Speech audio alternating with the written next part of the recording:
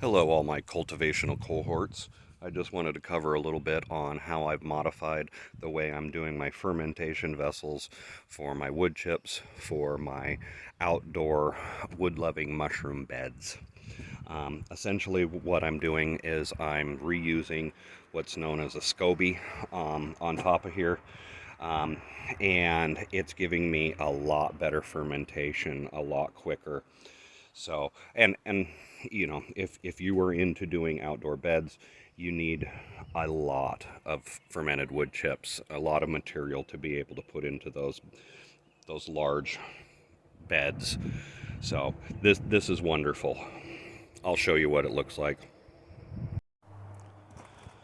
So here we have it. I know it looks disgusting, but effectively this is a SCOBY. This is on here just to hold the initial wood chips down underneath the water. There's a plastic container that's right underneath this that's pushing down all the wood chips. I could remove this right now, but I don't want to disturb the process. Um, I just wait as I'm going to drain this, and I remove this top layer. Um, I scoop it out with a cup, put it into another container with a little bit of water in it, drain this, use this material, and then go ahead and refill it within a day or two, and then immediately refill it with water and put this SCOBY essentially back in here. It's giving me much, much, much better fermentation. This one's weeks old. This one's ready to go. This one is essentially a week old. And I could probably use this material right now. I will probably just allow it to sit in here for another week. I don't have any more beds prepared yet for it, but it's doing a much better process at fermenting my wood chips. Here I am, um, back where I'm doing the bulk of my mushroom grow beds using fermented wood chips.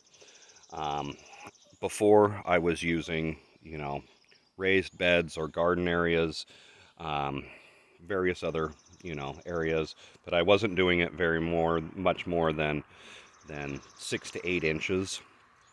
And I was finding that I wasn't able to maintain those year after year or season after season.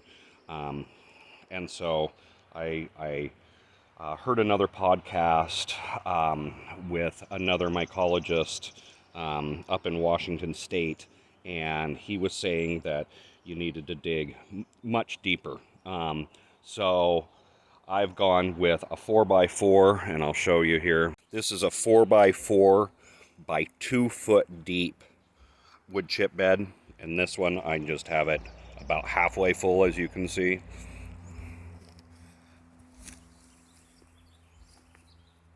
So quite a deep bed.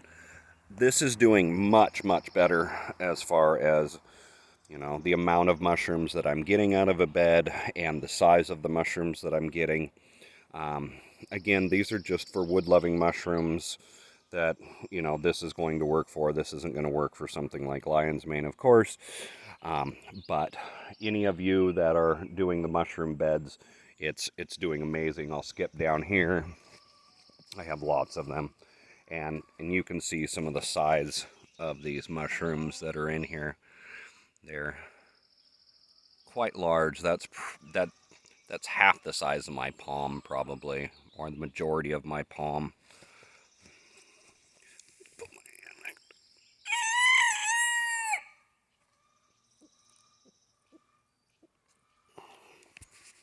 I have I have never been able to grow mushrooms quite that large. Granted, these are very large holes that are being dug. A lot of material is being removed, and a lot of material is being moved back. So I understand this probably isn't for everybody, but any of you that are really into wood-loving mushrooms, and this wouldn't obviously work in some sort of guerrilla grow, where you're doing it in some park or state forest or anything like that.